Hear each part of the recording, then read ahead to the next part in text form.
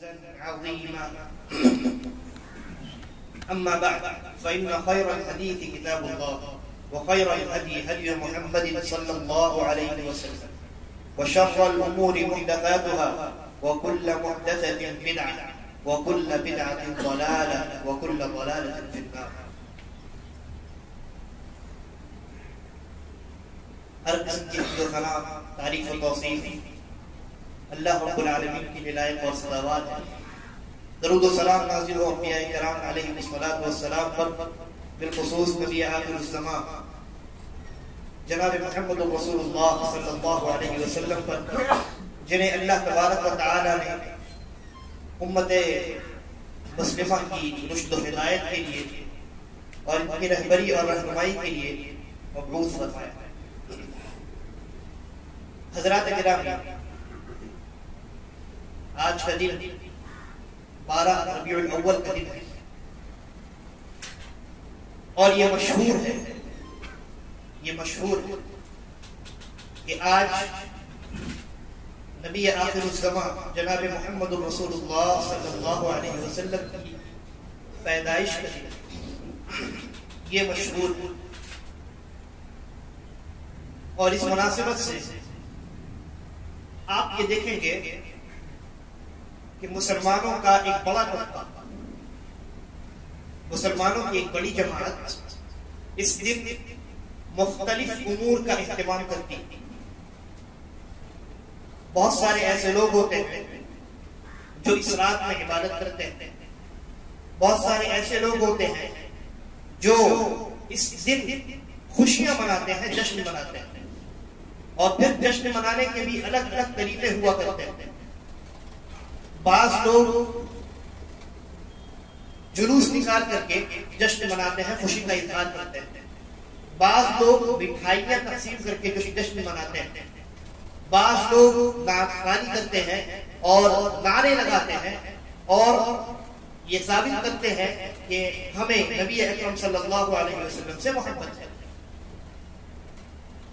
اور اگر آپ ان سے پوچھیں کہ آج کے دن جشن منانا نبی اکرم صلی اللہ علیہ وسلم کی پیدائش کی مناسبت سے اس کا حکم کیا ہے، کیا یہ عبادت ہے کہ آپ کو ثواب ملے یا یہ عبادت نہیں ہے، تو لازمت وہ کہیں گے یقینی طور پر یہ عبادت ہے، بلکہ بہت عظیم عبادت ہے. تو جب آپ اس کو عبادت کہتے ہیں تو یہاں رک کر کے آپ کا واجب ہے کہ ذرا غور کریں. نبی اکرم صلی اللہ علیہ وسلم نے ارشاد فرمایا کہ فضل العالم علی العابد کفضلی علی ادناکم. ایک جانکار انسان جو دین کے معاملات اور دین کے مسائل اور دین کے احکام کا علم رکھتا ہے، اس کی فضیلت ایک ایسے انسان پر جو صرف عبادت کرتا ہے، اس کے پاس دین کا علم موجود نہیں، کون سی چیز عبادت ہے کون سی چیز عبادت نہیں ہے اس بات کا علم اس انسان کے پاس نہیں ہے، لیکن وہ عبادت بہت کرتا ہے، وہ عابد کہلاتا ہے. اللہ کے نبی نے کہا جاننے والا عبادت گزار نہ جاننے والے عبادت گزار کے اوپر ویسے ہی فضیلت رکھتا ہے جیسے میں فضیلت رکھتا ہوں تم میں سے ادنا انسان کے اوپر. کیوں؟ اس لیے کہ جو جاننے والا انسان ہے وہ اپنے صحیح شرعی علم کے مطابق عمل کرتا ہے، اور کتاب و سنت کا جو علم اس کے پاس ہے اس علم کی وجہ سے وہ سیدھے راستے پر باقی رہتا ہے، گمراہ ہونے سے بچتا ہے. لیکن جو عابد ہے، فقط عابد ہے، صرف عبادت کرتا ہے، اس کے پاس علم نہیں ہے، وہ علم کی بنیاد پر عمل نہیں کرتا، بلکہ جو اس نے سنا ہے، جو دیکھا ہے، صرف اسی کی بنیاد پر وہ عابد کہلاتا ہے، عمل کرتا ہے، عبادت کرتا ہے. تو ایسا انسان در حقیقت علم کی عدم موجودگی کی وجہ سے، علم کے نہ ہونے کی وجہ سے گمراہی کا بہت جلد شکار ہو جاتا ہے. اسی لیے اللہ کے نبی صلی اللہ علیہ وسلم نے جاننے والے، علم رکھنے والے کی فضیلت بیان کی ہے بغیر علم کے عبادت کرنے والے کے لیے. اور یہ جو معاملہ ہے عید میلاد النبی صلی اللہ علیہ وسلم کا، ان لوگوں کا یہ کہنا ہے کہ یہ عبادت ہے. تو جب عبادت ہے تو لازم ہے کہ اس عبادت کے متعلق جو علم ہے وہ علم کتاب و سنت میں موجود ہونا چاہیے، تبھی نہ یہ عبادت ہے. کیا کسی انسان کو یہ حق حاصل ہے کہ وہ اپنے جیب سے نکال کر کسی عبادت کو عبادت قرار دے دے، کسی عمل کو عبادت ڈکلیئر کر دے؟ کیا یہ حق اللہ رب العالمین نے انسانوں کو عطا کیا ہے؟ جواب یہ ہے کہ نہیں عطا کیا. تو کسی عمل کے عبادت ہونے کے لیے لازم ہے کہ اس عمل کی عبادت کا علم، اس عمل کو عبادت قرار دینے والا جو علم ہے وہ علم کتاب و سنت میں موجود ہے. اور جب کتاب و سنت میں موجود ہوگا تو ظاہر سی بات ہے نبی اکرم صلی اللہ علیہ وسلم سب سے پہلے وہ انسان ہوں گے جو اس علم پر عمل کرے. کیا میری باتیں غلط ہیں؟ آپ دیکھیں نبی اکرم صلی اللہ علیہ وسلم کو نبوت کب ملی؟ 40 سال کی عمر پر. آپ اس دنیا سے کب رخصت ہوئے؟ 23 سالہ لمبی مدت گزارنے کے بعد. گویا نبی اکرم صلی اللہ علیہ وسلم کی زندگی میں کتنی مرتبہ 12 ربیع الاول کا دن آیا؟ 23 مرتبہ آیا. کیا آپ نے ایک مرتبہ بھی محفل میلاد سجائی؟ نہیں سجائی. اس کے بعد نبی اکرم صلی اللہ علیہ وسلم کے گزرنے کے بعد سن 11 ہجری سے لے کر سن 13 ہجری تک حضرت ابوبکر رضی اللہ عنہ کی دور خلافت کا زمانہ ہے. مکمل 2 سال. یا ان دونوں سالوں میں حضرت ابوبکر رضی اللہ عنہ نے عید میلاد کی مجلس سجائی؟ نہیں سجائی. آگے بڑھیے. سن 13 ہجری سے لے کر سن 25 یا 24 ہجری تک حضرت عمر ابن خطاب رضی اللہ عنہ کا دور خلافت. کل 10 مرتبہ حضرت عمر رضی اللہ عنہ کی زندگی میں ان کی دور خلافت میں کہ جہاں ان کے پاس پاور ہے، سلطنت ہے، شریعت کو نافذ کرنے کی طاقت اور قوت موجود ہے، 10 مرتبہ ان کی زندگی میں ربیع الاول کا دن آیا یا انہوں نے ربیع الاول کے دن نبی اکرم صلی اللہ علیہ وسلم کی خوشی، نبی اکرم صلی اللہ علیہ وسلم کی محبت میں اور آپ کی ولادت کی خوشی میں محفل میلاد سجائی؟ نہیں سجائی. آگے بڑھی. سن 24 ہجری سے لے کر سن 35 ہجری تک 11 سال حضرت عثمان غنی رضی اللہ عنہ کا دور خلافت. کیا اس پوری مدت میں 11 سالہ مدت میں جس میں 11 مرتبہ ربیع الاول کا دن آیا حضرت عثمان رضی اللہ عنہ نے محفل میلاد سجائی؟ نہیں سجائی. سن 35 ہجری سے لے کر سن 40 ہجری تک حضرت علی رضی اللہ عنہ حضرت علی رضی اللہ عنہ کا دور خلافت ہے 5 سال. گویا 5 مرتبہ ان کی قوت و سلطنت والے زمانے میں ان کی دور خلافت میں نبی اکرم صلی اللہ علیہ وسلم کی میلاد والا دن ربیع الاول جو مشہور ہے، پہلے ہم مشہور پر بات کر رہے ہیں پھر اس کی حقیقت پر بات کریں. تو 12 ربیع الاول حضرت علی رضی اللہ عنہ کی دور خلافت میں 5 مرتبہ آیا. کیا انہوں نے ایک مرتبہ بھی نبی اکرم صلی اللہ علیہ وسلم کی ولادت کی خوشی میں محفل میلاد سجائی؟ نہیں سجائی. تو سوال یہ ہے کہ کیا ہم نبی اکرم صلی اللہ علیہ وسلم سے زیادہ شریعت کو جاننے والے ہیں؟ قرآن مجید کو اٹھائیں. اللہ رب العالمین نے مختلف انبیاء کی ولادت کا تذکرہ کیا. حضرت آدم علیہ السلام کی تخلیق کا تفصیل کا ذکر قرآن مجید کے اندر موجود ہے کہ نہیں؟ موجود ہے. اسی طریقے پر حضرت یحییٰ علیہ السلام، حضرت عیسیٰ علیہ السلام اور بھی دیگر انبیاء، ان لوگوں کی ولادت کا ذکر قرآن مقدس کے اندر موجود ہے کہ نہیں؟ موجود ہے. کیا نبی اکرم صلی اللہ علیہ وسلم کو ان لوگوں کی ولادت کا علم نہیں ہوا؟ ظاہر سی باتیں ہوا کیونکہ قرآن آپ ہی کے اوپر نازل ہوا. لیکن کیا آپ نے کسی ایک نبی، کسی ایک رسول کی ولادت کی خوشی میں محفل میلاد سجائی؟ نہیں سجائی. صحابہ کرام رضوان اللہ علیہم اجمعین، یا صحابہ کرام سے زیادہ ہم نبی اکرم صلی اللہ علیہ وسلم سے محبت کرنے والے؟ کہ ہمارے دل میں صحابہ سے زیادہ محبت ہے؟ کیا ایسا ہو سکتا ہے میں یہ سمجھتا ہوں کہ جو لوگ میلاد کی مجلس سجاتے ہیں وہ بھی یہ دعویٰ نہیں کریں گے، وہ ہرگز یہ نہیں کہہ سکتے کہ ہم زیادہ محبت کرتے ہیں صحابہ کرام سے نبی اکرم صلی اللہ علیہ وسلم کے متعلق، وہ یہ نہیں کہہ سکتے۔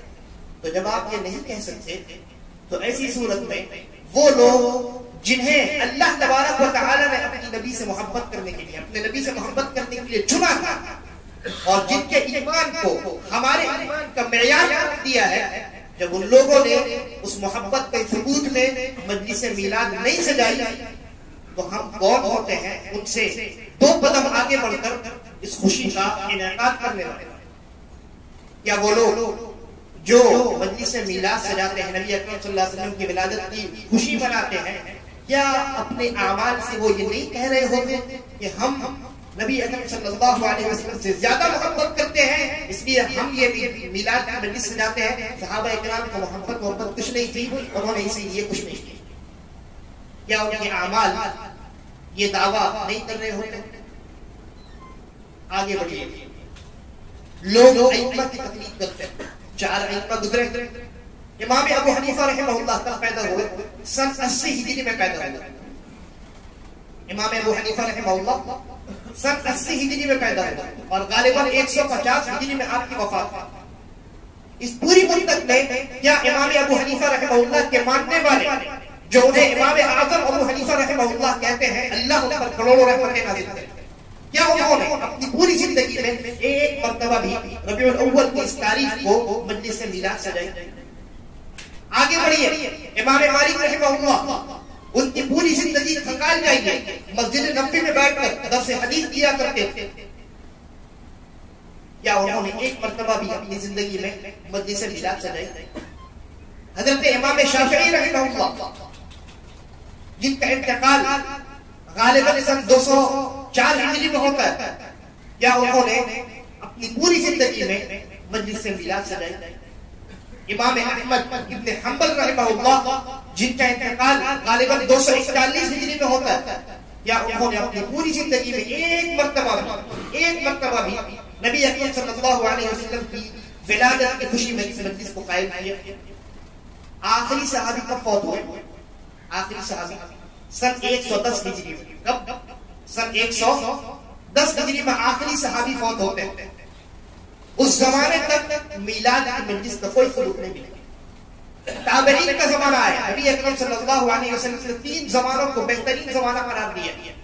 سب سے پہلا زمانہ خود آپ کا زمانہ صلی اللہ علیہ وسلم، دوسرا زمانہ صحابہ کرام رضوان اللہ علیہم اجمعین کا زمانہ، اور تیسرا زمانہ آپ صحابہ کے شاگرد جو ہیں جن کو تابعین کہا جاتا ہے ان کا زمانہ۔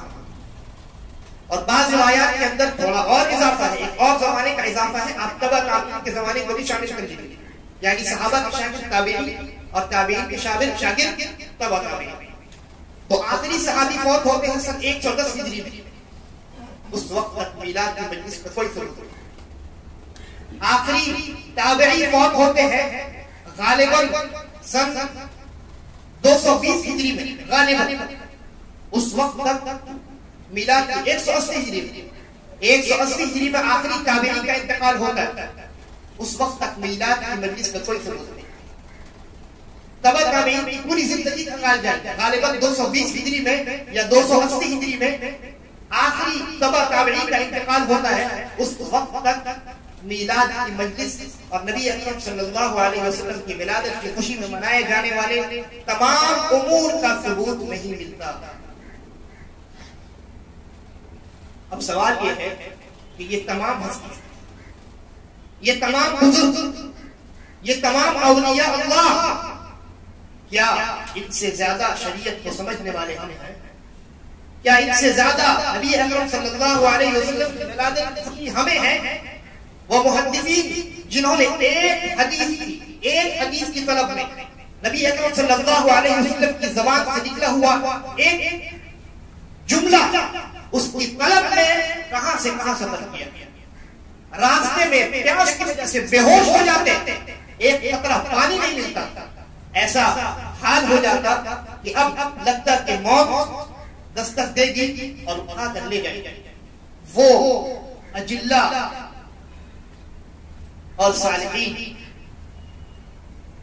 وہ اجلہ بزرگ، وہ نیک لوگ جنہیں نبی اکرم صلی اللہ علیہ وسلم سے اتنی محبت ہے کہ آپ کی زبان مبارک سے نکلے ہوئے جملوں کی طلب میں، ان کو حاصل کرنے کی طلب میں پیدل سفر کرتے ہیں، دور دراز علاقوں میں چلے جاتے ہیں، بھوک پیاس کی کوئی فکر نہیں کرتے، حالت اتنی خراب ہو جاتی ہے کہ پیاس کی وجہ سے اب لگتا ہے کہ موت کے گھاٹ اتر جائے۔ کیا ان لوگوں سے زیادہ ہمیں اور آپ کو نبی اکرم صلی اللہ علیہ وسلم سے محبت ہوگی؟ قطعاً نہیں، ہو ہی نہیں سکتا۔ کیوں؟ کیونکہ اللہ کے نبی صلی اللہ علیہ وسلم نے خود یہ کہا ہے کہ بہترین زمانہ یہ 3 زمانے ہیں، بہترین زمانے یہ 3 زمانے ہیں، اس کے بعد جو زمانے آئیں گے وہ زمانہ ان زمانوں کی طرح بہتر نہیں ہوگا۔ چنانچہ بہترین زمانے کی پوری تاریخ اٹھا کر میں نے آپ کے سامنے رکھی۔ آپ نے دیکھا کہ کسی ایک انسان سے ان زمانوں میں، تینوں زمانوں میں، کسی ایک صحابی، کسی ایک تابعی، کسی ایک تبع تابعی، ائمہ اربع، 4 امام، ان میں کسی ایک امام سے بھی یہ ثابت نہیں ہے کہ انہوں نے نبی اکرم صلی اللہ علیہ وسلم کی میلاد کے موقع پہ، آپ کی ولادت کی خوشی کے موقع پہ اس طرح کے امور کو انجام دیا ہو، مجلسیں سجائی ہو، جلوس نکالے ہو، جھنڈے لہرائے ہو اور نعرے بازی کیا ہو، کوئی تو نہیں۔ تو سوال یہ ہے کہ اس عمل کی ابتدا کہاں سے، کب شروع ہوا یہ عمل؟ کیونکہ ان زمانوں میں یعنی تقریباً 300 سال جو گزرا، مکمل 300 سال کی پوری مدت میں کسی ایک عالم سے بھی مجلس میلاد کا ثبوت نہیں ملتا۔ اور یہ میں خود نہیں کہتا، یہ میں خود نہیں کہتا، جو لوگ بناتے ہیں وہ خود یہ کہتے ہیں کہ یہ پہلے نہیں تھا، صحابہ نے نہیں کیا، تابعین نے نہیں کیا، وہ مانتے ہیں۔ لیکن ان کا یہ کہنا ہے کہ گرچہ یہ بعد میں ہوا لیکن یہ اچھی چیز ہے لہذا منایا جائے۔ تو ایسے لوگوں سے سوال ہے کہ کیا ہر اچھی چیز دین میں جس کی ایجاد کر لی جائے کیا وہ جائز ہو جائے؟ مثلا جمعہ کی نماز کتنی رکعت ہے؟ کتنی؟ 2 رکعت۔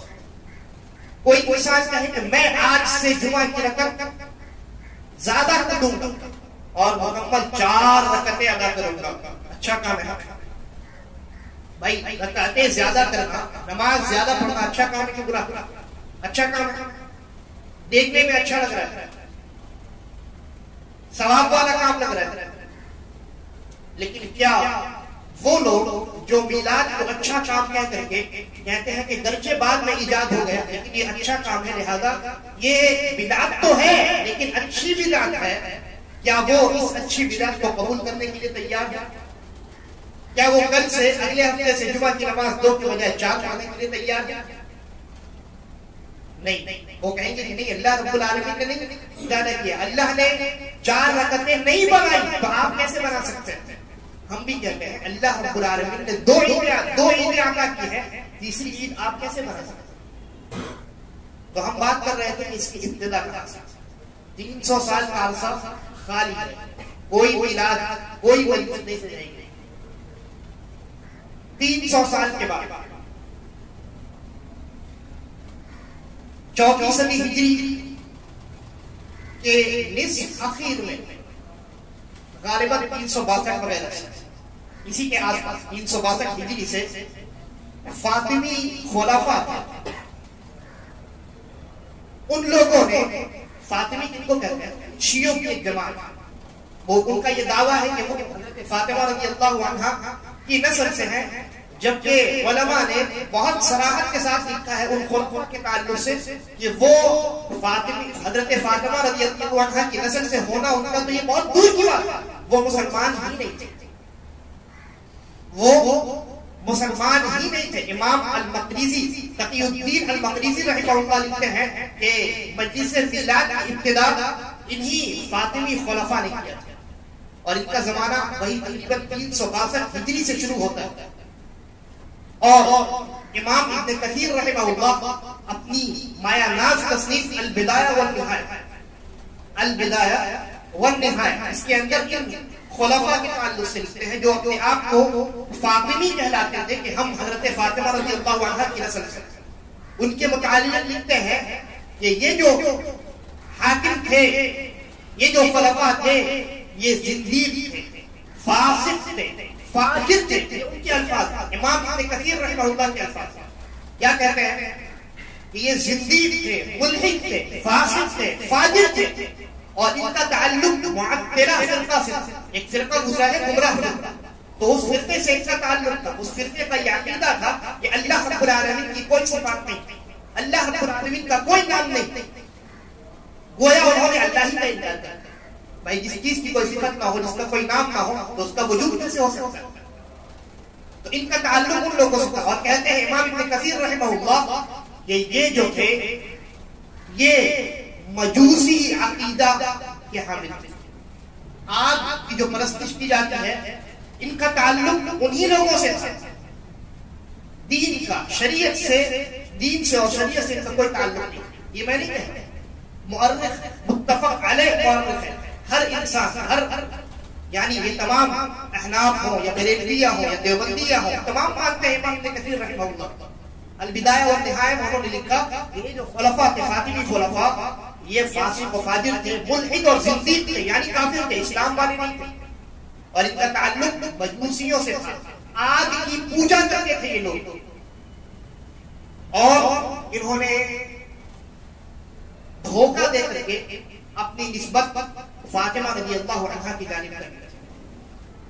لیکن یہ لوگ اس مجلس کو منایا کرتے، اس مجلس کا انعقاد کیا کرتے تھے. ان کے زمانے میں یہ جو معاملہ ہے نبی اکرم صلی اللہ علیہ وسلم کی ولادت کا، یہ عوام دوسرے مسلمانوں میں مشہور نہیں ہوا. یہ صرف انہی لوگوں کے اندر محدود تھا، کیونکہ یہ شیعہ تھے. اور یہ لوگ علماء لکھتے ہیں کہ یہ جو فاطمی خلفاء تھے یہ ہر طرح کی چیزوں کو منایا کرتے تھے. یعنی نیا سال بھی مناتے، اسی طریقے پر یوم عاشورہ بھی مناتے، عید اور بقرعید تو مناتے ہی، محرم بھی مناتے، اور بہت ساری چیزوں کو علماء نے گنوایا. اور انہی میں یہ 12 ربیع الاول بھی مناتے. تو ان کے زمانے میں یہ تمام چیزیں، یعنی عاشورہ کے روز ہم کیا کرتے ہیں؟ روزہ رکھتے ہیں. یہ عید مناتے ہیں. جشن جو ہوتا ہے نیو ایئر کا جشن، یہ مسلمان مناتا ہے؟ نہیں، یہ مناتے ہیں عید کی طرح. تو اسی طریقے پر، جس طریقے سے وہ نیا سال جب آتا تو اس کی خوشی مناتے، اسی طریقے پر 12 ربیع الاول کی خوشی مناتے. لیکن میں نے کہا ان کے زمانے میں یہ انہی تک محدود تھا. عوام میں اس کا رواج نہیں ہوا. جو دوسرے مسلمان تھے، حقیقی مسلمان تھے، ان کے درمیان یہ بدعت داخل نہیں ہوئی. لیکن اس کے بعد آہستہ آہستہ یہ داخل ہوا. اور اس کی ابتدا کیسے ہوئی؟ اس کی ابتدا کرنے والا ایک انسان تھا جس کا نام تھا مظفر الدین. کیا نام تھا؟ مظفر الدین. یہ ایک بادشاہ، اور 6 صدی ہجری کے اخیر میں اس کو تخت اور تاج کا مالک بنایا گیا.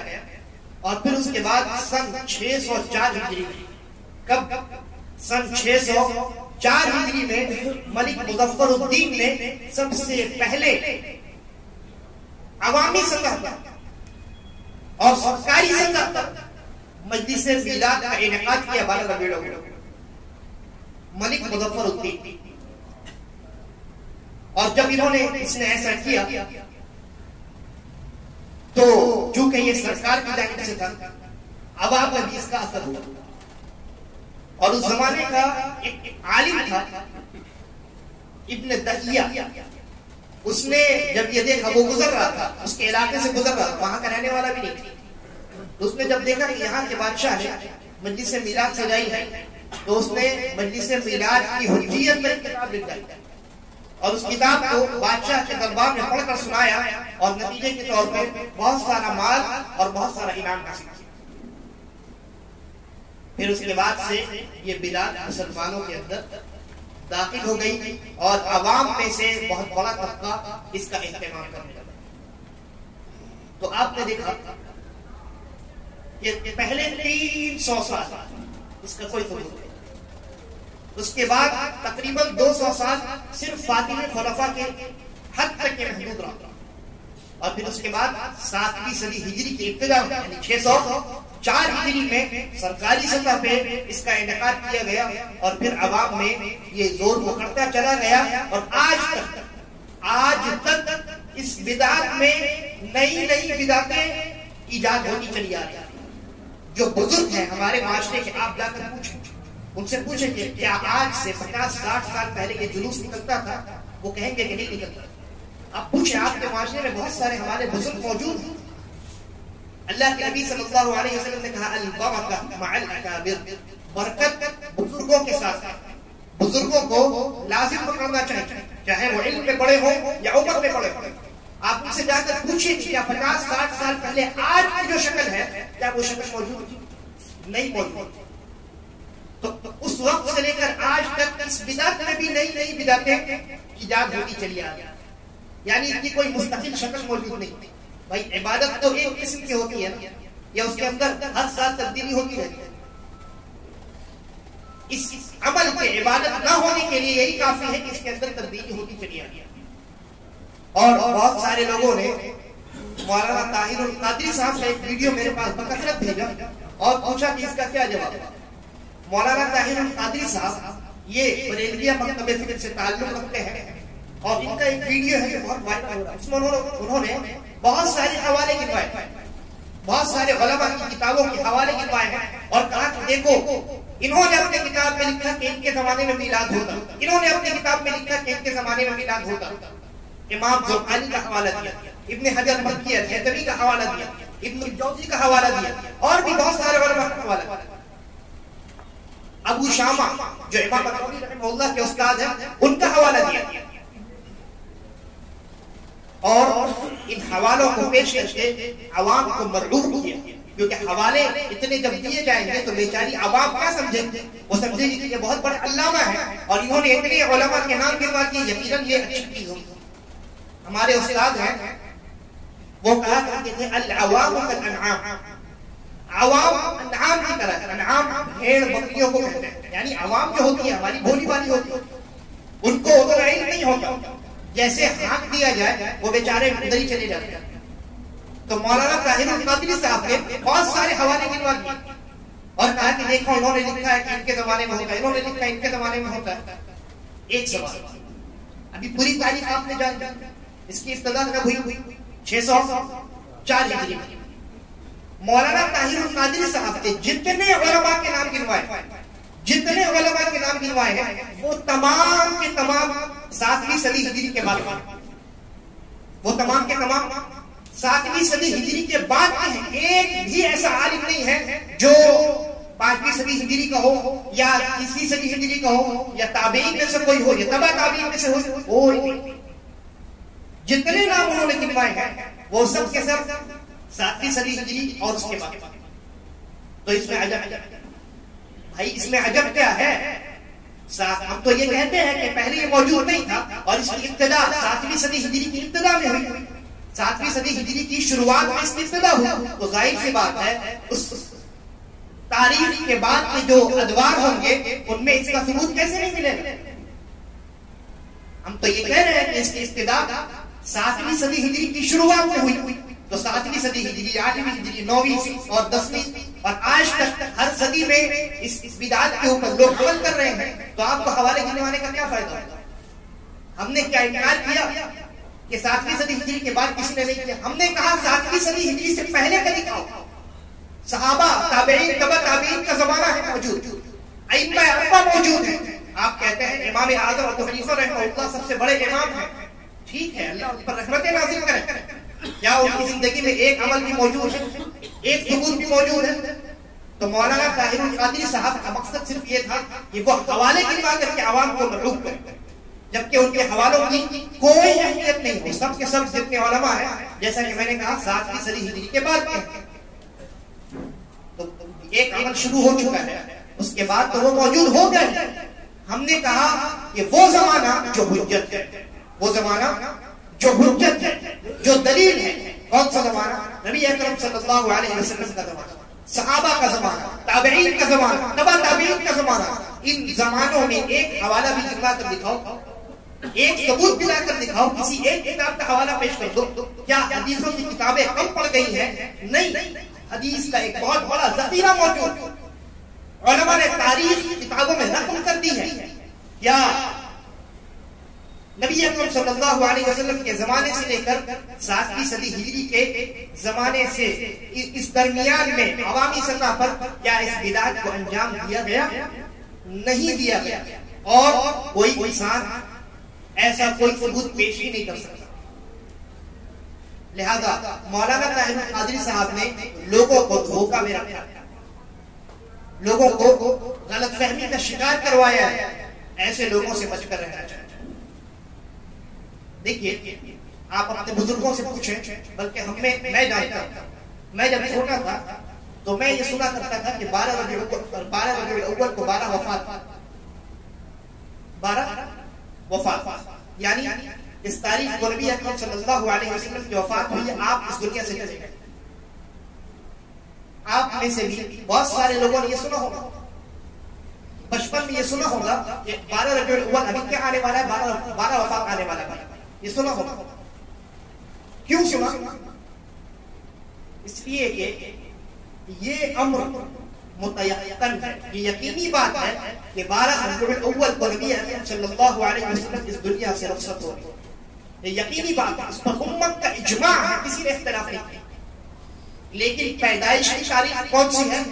اتنے اقوال ہیں، آپ کتابوں کا مطالعہ کریں تو آپ حیرت میں پڑ جائیں گے. کسی نے کہا رمضان میں ہوئے، کسی نے کہا محرم میں ہوئے، کسی نے کہا شوال میں ہوئے، کسی نے اگر ربیع الاول کا تذکرہ کیا، کسی نے کہا 2 ربیع الاول کو ہوئے، کسی نے رجب کا مہینہ گنوایا، کسی نے کہا 8 ربیع الاول کو ہوئے، کسی نے کہا 9 ربیع الاول کو ہوئے، اور کسی نے 12 کو کہا. تو جس تاریخ میں اتنا زیادہ اختلاف ہے، اور جو 12 کہتے ہیں وہ بھی، اور جو 12 کے علاوہ کہتے ہیں وہ بھی، کوئی ایک ثبوت بھی قرآن و حدیث سے پیش نہیں کر سکتے کہ ہاں 100% اللہ کے نبی صلی اللہ علیہ وسلم اس تاریخ کو پیدا ہوا. یہ الگ بات ہے کہ تحقیق کی روح سے جو زیادہ صحیح بات معلوم ہوتی ہے، حق کے زیادہ قریب معلوم ہوتی ہے جو بات، وہ یہ ہے کہ آپ صلی اللہ علیہ وسلم 9 ربیع الاول کو پیدا ہوئے. تو 9 ہو یا 12 ہو، اگر یہ جشن کا دن ہوتا تو کیا اللہ رب العالمین اس دن کی حفاظت نہ کرتا؟ کیا اس دن میں اتنا زیادہ اختلاف ہوتا؟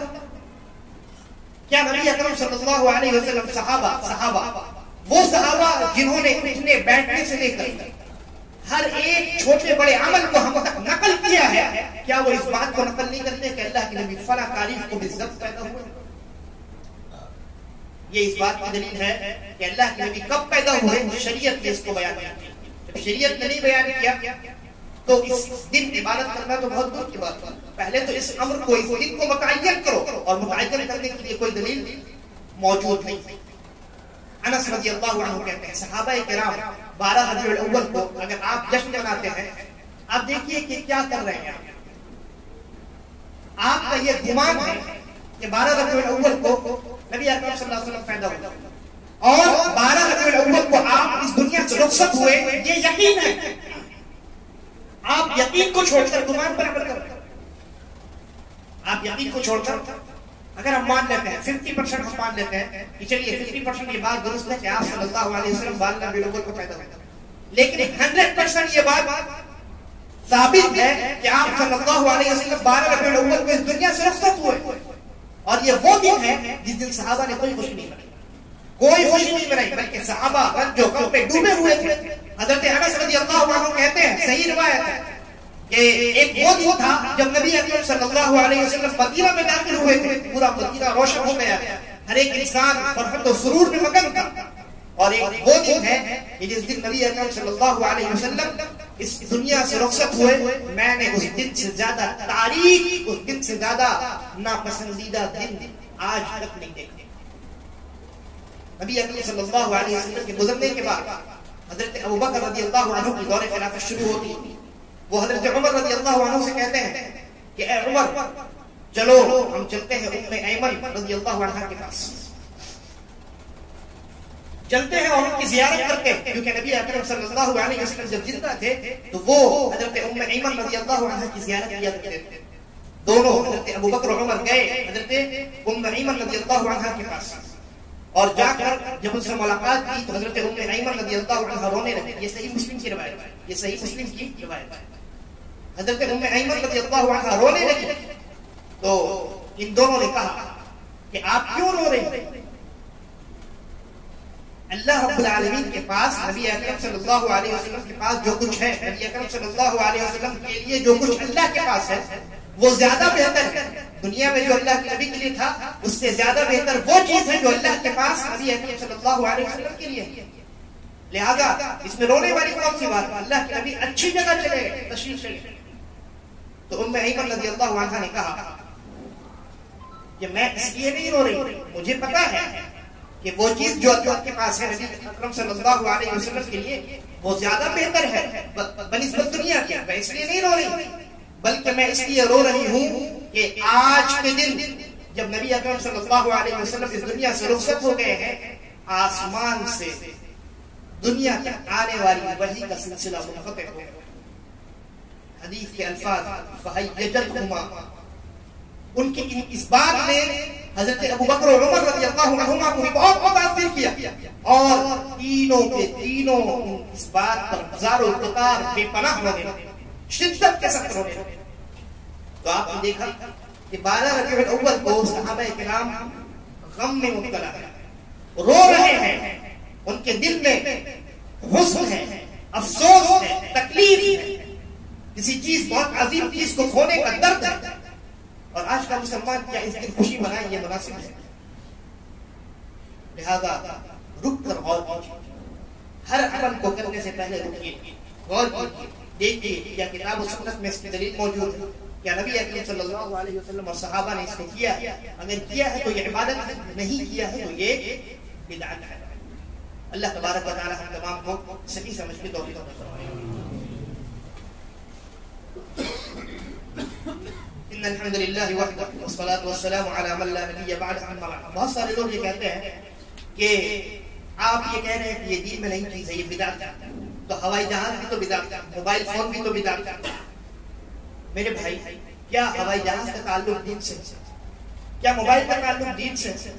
ہم تو دین کی بات کر رہے ہیں، عبادت کی بات کر رہے ہیں۔ ہوائی جہاز پر بیٹھنا عبادت ہے، موبائل فون میں بات کرنا یہ عبادت ہے؟ نہیں۔ تو آپ اس کی مثال کیوں دے رہے ہیں؟ آپ کی مثال بیکار ہے۔ ہم بات کر رہے ہیں عبادت کی، اور عبادت کا تعلق دین سے، لہذا وہ چیز جو دین میں نہیں ایجاد کی جائے اس کو بدعت کہا جائے۔ جو دنیا سے تعلق رکھتی ہے اس میں بدعت کا حکم نہیں لگتا۔ آپ مثال یہ دے رہے ہیں کہ ہوائی جہاز بھی تو بدعت ہے، اور عمل کر رہے ہیں ایسی چیز جس پر آپ ثواب کی امید رکھتے ہیں۔ کیا آپ ہوائی جہاز پر بیٹھنے پر ثواب کی امید رکھتے ہیں؟ نہیں۔ تو مثال میں تربیت کہاں ہے؟ مثال کس چیز کی دی جاتی ہے؟ جن دو چیزوں کے درمیان مماثلت ہوتی ہے، دو چیزیں ایک جیسی ہوتی ہیں، ان دونوں کے درمیان مثال دی جاتی ہے۔ یہ ایسا ہے تو اسی کے جیسا وہ ویسا ہے۔ لیکن آپ میلاد بناتے ہیں، یہ کہتے ہیں کہ یہ عبادت ہے، اور مثال دیتے ہیں ہوائی جہاز کی، ہوائی جہاز پر بیٹھنا عبادت نہیں ہے، تو آپ کی مثال بیکار ہوگی۔ لہذا جیسا کہ میں نے کہا، رک کر غور کرنے کی ضرورت ہے۔ اللہ تبارک و تعالی ہم تمام کو صحیح سمجھ میں توفیق عطا فرمائے۔ اما بعد فإن خير الحديث كتاب الله وخير الهدى هدى محمد صلى الله عليه وسلم وشر الأمور محدثاتها وكل محدثة بدعة وكل بدعة ضلالة وكل ضلالة في النار. عباد الله رحمكم الله، الله يأمركم بالعدل والإحسان وإيتاء ذي القربى وينهى عن الفحشاء والمنكر والبغي يعظكم لعلكم تذكرون. اذكروا الله يذكركم وادعوه يستجب لكم ولذكر الله أكبر والله يعلم ما تصنعون.